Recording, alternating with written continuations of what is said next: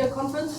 We've got Coach Jacques Minalbad and Jesse Kriel here today. So yeah, please feel free to ask your questions. Can I just ask that we keep the Afrikaans for about the last 10 minutes? I know you speak some Zulu as well, you may surprise you. So we'll save that for the end. So yeah, please raise your hand if you have a question, and so we can just give everyone a fair spread of questions, please. Okay? Thanks, afternoon, Jacques, Jesse. Jacques, I think it was before the Wallabies test, you said that you had a plan around selection, that you had communicated to the players, and they knew what was coming. Did the performance against the All Blacks change that at all, or are you still sticking to what you had planned for the Argentina test? No, it will stay the same for the Argentina test, Ken. Yeah. So our main thing is to manage the load between the players in the games that we have available. Obviously, primary objective is to win the Rugby Championship. I think it's not in our hands now anymore. Australia must do us basically a favour, I think. But the main objective was that, and managing the load, trying to get everybody the game time and a shot on the field. Yeah. So in a weird type of way, if you've beaten the All Blacks and been in contention to win the Rugby Championship, then you might have tinkered with the plan a bit. No, I think it would have stayed the same. Okay. Like I say, the team that we would have selected, irrespective the Argentina game, the team that we will select for the Argentina game is a game that we obviously believe will be good enough to beat Argentina. Just as we thought the team that we selected to beat New Zealand will be good enough to beat New Zealand, as we did with the team that we selected against Australia. Jacques, how concerned or positive are you after reviewing Saturday's match here? I think it's probably a little bit of both. Obviously concerned with the start, if I can put it like that, but then positive in how we clawed it back after the first 20 minutes, how we got into the game after the first 20. But obviously the first 20 minutes is not and wasn't a nice watch. Jacques, how's Jaden doing, and how much of a boost is it to have him back real version just recently?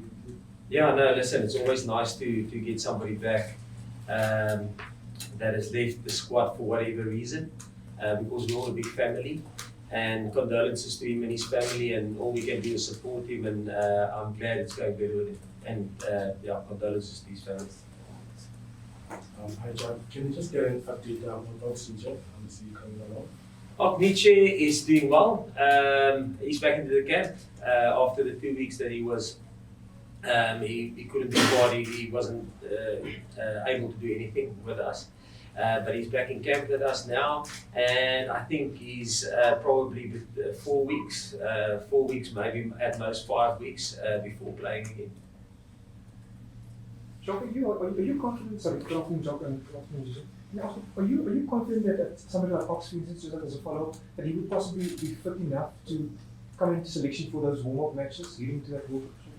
Yeah, if he's cleared medically, Percy, yeah, he's definitely a guy that will be able to come into the mix. Yeah, if he's medically cleared, first of all.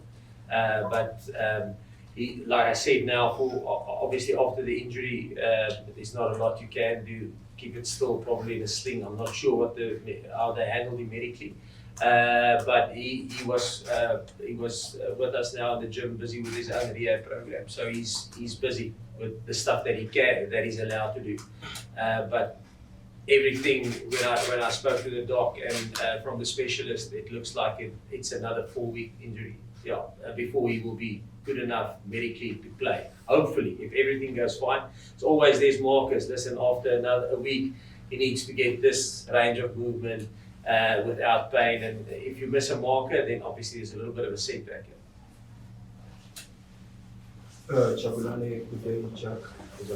It's less than 3 weeks until you announce the squad, which is going to the World Cup. I believe it's on the 8th of August. That's correct. So, how settled are you and the holistic management on the group of players that are going to France, and on top of that, is there any opportunity for other players to raise up their hands for selection who are not in the group that is going to France? I submit.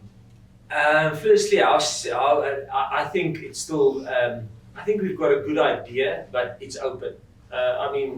We will definitely. That's why we want to spread the load between all the players to get everybody a chance, and it won't always work out that everybody will get the same chance as the other guys.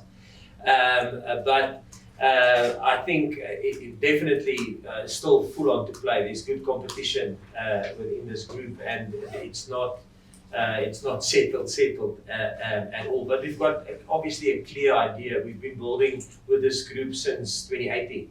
So there is some clear ideas, but obviously performance will be the key factor. And will somebody outside this group? Probably only when injuries strike the team, because there's no rugby currently on. So there's no. The pre-seasons will probably start next week, where guys will get back into it. But out of the group that we have currently, there's no other rugby being played. So I think it's difficult for someone on performance. It will be there's an injury and we need to get somebody in to fulfill a role, and then we'll get somebody in. Jesse, I'm always wondering what's leading to, when I say a player like yourself at a press conference, should be leading to something about ahead of this next match against Argentina. Maybe you can answer that question. I could have asked the question to your coach as well, but maybe you can answer that question. And the second part of my question is, just give us a bit of a background. Are you still based in Japan? Are you settled there? Any movements? What's your future plans?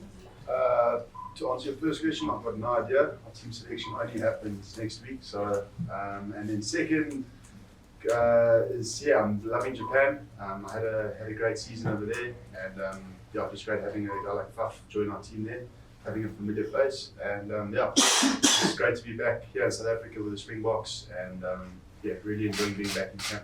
Are you desperate to be part of the team, of the starting team, or are you team 23 possibly next week? Asking if I'm desperate. Of course I'm desperate. Obviously I definitely want to play. I think if you ask any single guy in the squad if they want to play, I think of course the answer is always going to be yes. I think if you don't want to play, then there's a big problem. So very, very, very keen to play. It all depends on what we need going into the game. Like Jacques says, certain games require certain skill sets and certain players, and it just depends on what we need for the weekend. Afternoon, gentlemen. Jacques, considering the highs of the Australian game and the lows from the New Zealand game, and the plan being what it was, are you getting the answers that you were looking for in terms of splitting the teams? Have some new questions come to board that you are looking to answer now? No, I think we're getting answers in terms of how we play and want to play, and some stuff we're getting right, some stuff we obviously didn't get so right against New Zealand. So from a rugby point of view, I think we're getting answers, and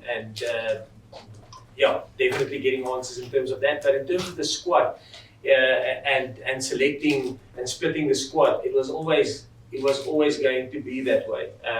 If you think some of our players, the guys who didn't make the playoffs in Japan, when did they finish? In mid-April. They were probably 2 weeks in April. So they haven't been exposed to any rugby since April. So they've only had. So we have to manage that. We're a little bit different than Super Rugby in that perspective, where Super Rugby plays like we did in the past. They play right up to 2 weeks or 3 weeks, I think 2 weeks before the start of Rugby Championship. So they're quite battle-hardened, where we are a little bit different because our URC and because we operate and our clubs are playing in the Northern Hemisphere, we finish a little bit earlier than Super Rugby. So that's why we need to kind of spread the load in terms of getting people back into playing rugby again. Okay? No, just answer. Thanks. Okay, cool. Can you? Jacques, Jesse, good afternoon, guys. Jacques, just back to the props question. I'll let you take us through what's the planning of Trevor, because it's been part of the squads throughout the year, played a bit in the Rugby Championships, toured with the Springbok end of the year, but didn't get a game. Also, I think got a game now, despite being part of the squad. Are you able to just give us an idea of what is the plan for Trevor at the moment? That Trevor. Yes. No, yeah, Trevor's in the mix, like anyone. Like Jesse said, normally we will sit down and say, listen, what do we need out of our props for this challenge? And then we will go, we think the best guys that will combat that or provide that to us is these guys. And then we will go with them. And it might change going into Argentina. Jock, is Andre still on course to play after the rugby championship, like you earlier said? Yeah, no. So Andre and Sia, I got told that somewhere I said that they will play against Wales. But the thing is, the main thing is they will not. We didn't think they will make rugby championship. But after that, in the warm-up games, hopefully, and even if and like I mentioned now with Ria, you start a process or a rehab program, and then let's say there's swelling or there is a loss of range of movement or whatever reason, you probably go a step back. So if everything goes well, hopefully they'll make the warm-up games, Wales and again I reiterate, hopefully. But it's something you can't predict, can't manage. The one thing I can definitely tell you, we will not push them. We will not force them to play, or if they're not medically right and clear and confident. Obviously, confidence is something that they will try and get out of training sessions, and then they will probably have to build their confidence in games. But hopefully, we can get them. But I mean, it will be what it will be. Still? Jacques, just maybe you can take us through the thought process in terms of Argentina game next week. Is the thought process to give whoever hasn't had a game yet? I think there's about 5 or 6 guys in the squad that maybe haven't played yet. Yeah. Or is it more to start honing in on the final sort of momentum World Cup squad? Yeah, I think the key thing for us is like I mentioned. I think obviously they've got a specific game plan and a skill set that Argentina bring to the table. That's different to New Zealand, different to Australia. So firstly, we must pick the right team that can combat that and that maybe can exploit. Maybe if there is potential weaknesses within the team, we need to select people that can exploit that. So I think that's the first thing when it comes to team selection. But when there's a player that probably haven't had game time and we feel he can provide the same thing, we might give them game time. But it's not to say that obviously the guys that haven't played yet, they will definitely play against Argentina. It's not to say. But they will hopefully get a chance in the next 2 games. But again, that won't be a given. And we explain it to the players like that. Okay. Jesse, there's still a lot of intrigue, I think, for normal South African fans, about the Springboks playing in Japan and stuff. I think there's a lot of evidence, that it does wonders, in some guys' careers. We've seen how well Kwagga has done, Damien, Dalindi, Willie Leroux, Malcolm Marx, those guys. Just from your perspective, how has Japan actually honed your game? And what have you enjoyed about playing in Japan? In terms of thinking as an international player. Yeah, well, I think firstly, when you're over there in a foreign country, different language, I think there's a lot less distractions on and off the field. So I think there's a lot more of your time goes into rugby. So I think that's been a great thing. I've been there for 4 years now, and you get a lot more time to work on your game. I think the Japanese are also extremely hardworking people, so the work ethic is really great there, and guys are keen to get involved after sessions, help you with extras and stuff like that. And then I also think there's a lot of ball in play, so you're making more tackles, or you're making a lot of tackles. Your catch and passes is a massive focus over there. So all those kind of things, I think, contribute to making you a better player, and I feel like I've become a better player playing over that side. And there's a lot of other things, but I think those are kind of the main things that I've found that have been really good. And I think if you ask a lot of the other guys that are playing over there, they'll tell you the same thing. So it's been a really good experience being that side. Jack, this question poses to you again. I mean, it might come a little bit earlier, but for me it's convenient since you and the lads are traveling. You are in Pool B for the World Cup. I think you are against Scotland, Ireland, and Tonga, if I'm not mistaken. You have done your assessment. So the question is, Do you think the Springboks will come out alive in the Pool B? And the other one is Lucanio M. According to my, the way I've been seeing him playing, he's not in his best performance. What has been the conversation, with him personally, so that at least he increases his chance of being selected ahead of the World Cup? Yeah, the first question, I think everybody knows we're in a tough pool, and I think if you look at the world rankings currently, just in our pool, it's number 4, number 5, and number 1 in the world currently ranked. That's in one pool, and one of those 3 countries are not going to make it. Now, obviously, I believe we can make it. They must fire me if I say, listen, we won't make it out of that pool. We've got our plans, but it's going to be a tough pool. But that's a nice thing. We know we're in knockout rugby from the first game, and the most important game is going to be Scotland. I know everybody thinks it's Ireland because they're number 1 team in the world, but the most important game is going to be Scotland for us. And like I mentioned, it's knockout rugby from game 1 for us.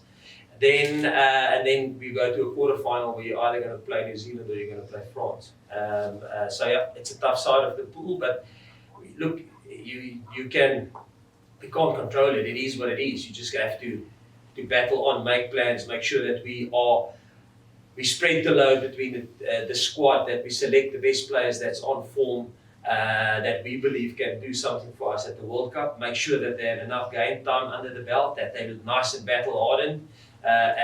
So that's all we can do, and to make sure that they are in the best peak rugby performing physical conditioning when we hit Scotland. Then Lucanio. Lucanio is just coming back from an injury. Not just, but I mean, he suffered an injury last year when he played against Australia. For us, I think the test match against Adelaide. He just was coming back in terms of that. I thought he was solid in the game that we played against Australia. I think he's getting back into it slowly but surely. Can you sir? Josh, when you look at the reaction from Saturday's game, you've been steadfast with the plans that you have in terms of playing the players that you need to play. But are you able to talk us through the emotional turmoil of looking at Saturday's results and wondering whether you need to stick to the players that actually played in New Zealand, considering the fact that you actually raised that some of the guys in Japan haven't played a lot of rugby since, and I think that would have been one of the factors in terms of how slowly the box started on Saturday. I think obviously the start wasn't electric, and you never go out in a game to have a start like that. It just sometimes happens, and you must look at why it happened. And I think if you look at the reasons why it happened, it was we were under pressure. If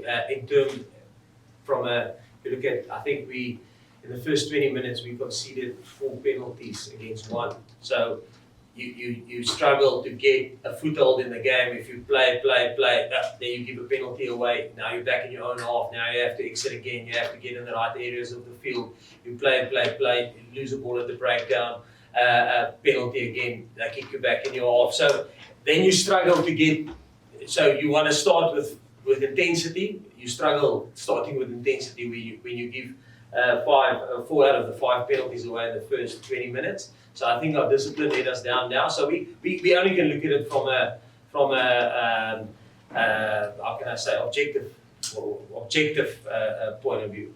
And then secondly, I think we made errors in terms of handling errors, missed tackles. It was a kicking game, knocking balls onto the air, which is probably, I think if you look at the box, it's a little bit out of character. I don't think we've done that before as much as we did in that first 20 minutes. And hats off to the players for slugging it off and then getting a foothold in the game. And I think if you look at it from 20 minutes onwards, if you look at it, if the game could have been like that and it's not like that, so I don't want to soften it. But we won the last 60 minutes, 17-50, but we started poorly, and it shouldn't be like that. And you can never, people say, listen, we want a quick start, we want a fast start, we want a good start. You can't plan for a good start. You must be accurate, You mustn't give penalties away, and you must have intensity. And that's the things that we have to sort out ourselves between us and the players. And then the other one.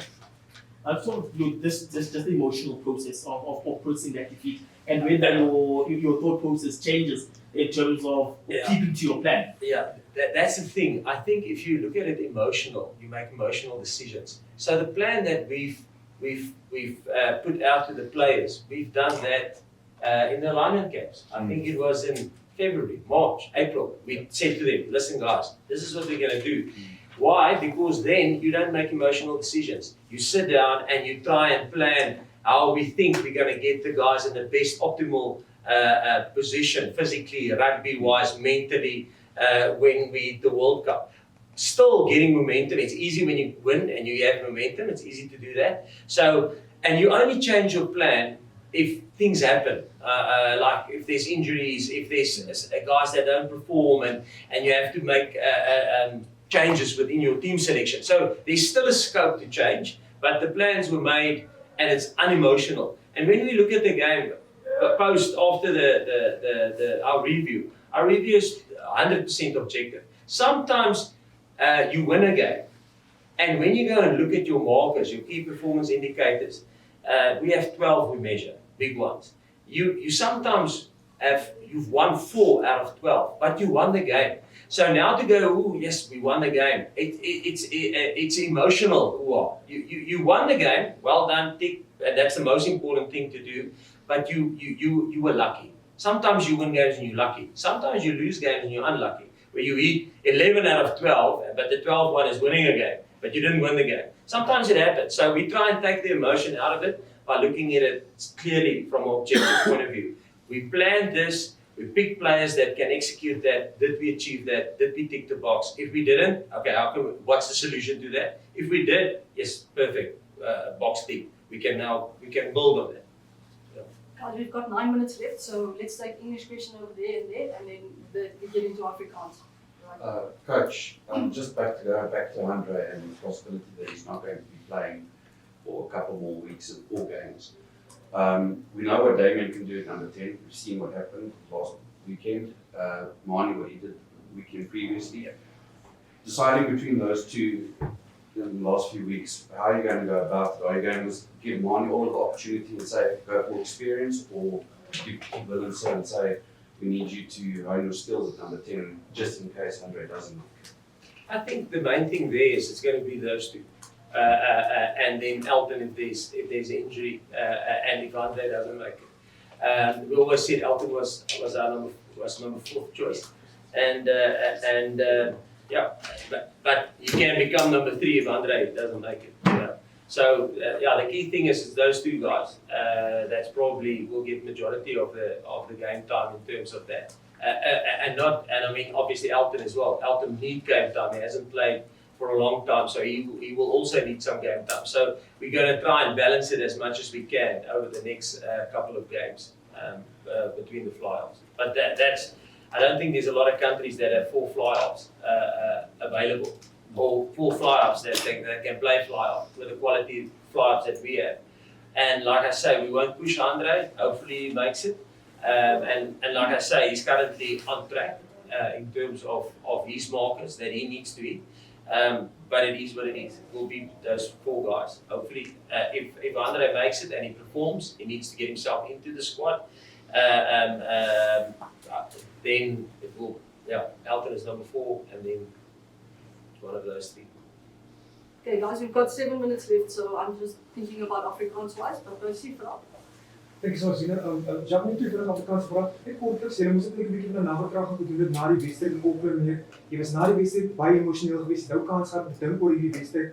Jou hoogtepunte, jou laagtepunte in die 2 wedstryde sover. Wat neem julle nou vorentoe na teen Argentina en pad vorentoe in die wêreldbeker? En die tweede as opgeronde kollega gevra oor dit so op oor die beserings en wat se kwessie rondom die loskap kwessie met Andre Paul wat jy pas gesê het. Hulle gaan nie forceer om gou terug in die wedstryd.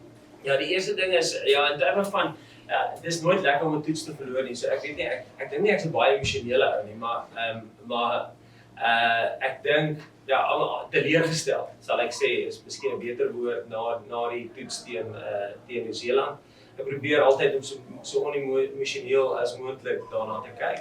En ek dink ja, die hoogtepunte, laagtepunte van die Nieu-Seelandse toets, die eerste 20 minute is 'n laagtepunt in terme van hoeveel foute ons gemaak het, ons dissipline, die hoeveelheid strafskoppe wat ons afgestaan het. Maar die hoogtepunt was die laaste 60 minute waar ek dink ons mooi teruggekom het in die wedstryd en ons het onsself in 'n posisie gesit om aanspraak te doen om die wedstryd te wen. Maar ongelukkig was ons nie goed genoeg om dit te doen nie. Maar ons het die tweede 60 minute, ek dink 17-15 gewen.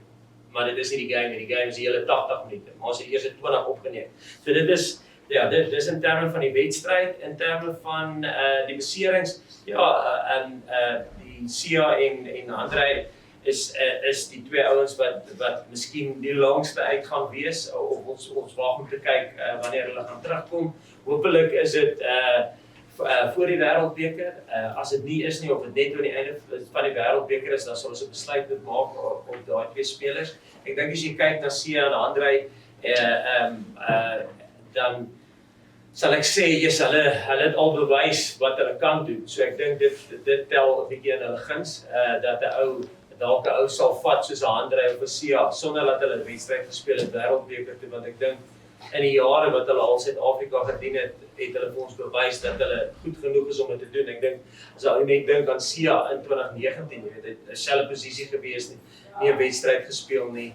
Ek dink hy het die opwarmingswedstryd gespeel teen Japan en dit was dit. En toe sy in 'n wêreldbeker en hy was goed in die wêreldbeker gewees. So ek dink Andrei was dieselfde in die Britse en Ierse uit 'n kniebesering uitgekom direk in die Britse en Ierse en ek dink hy het baie wedstryde gespeel voor dit nie en hy het ons gehelp om die Britse en Ierse te wen. So ek dink daai twee spelers het bewys al in die verlede dat hulle uit 'n besering uit in 'n groot kompetisie kan ingaan en suksesvol wees. Maar dis nie ouens wat ons sal druk nie. Ons sal nie hulle moet hulle rehabilitasie voltooi en as hulle medies beskikbaar gemaak word, dan sal ons hulle kies.